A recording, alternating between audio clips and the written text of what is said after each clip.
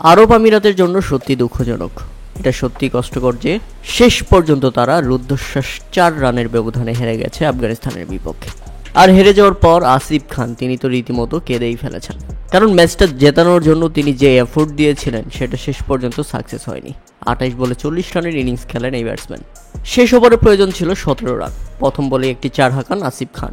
এরপর শেষ 5 বলে প্রয়োজন ছিল 13 রান। এরপরের বলে একটি ছক্কা হাঁকালে শেষ 4 বলে প্রয়োজন ছিল 7 রান।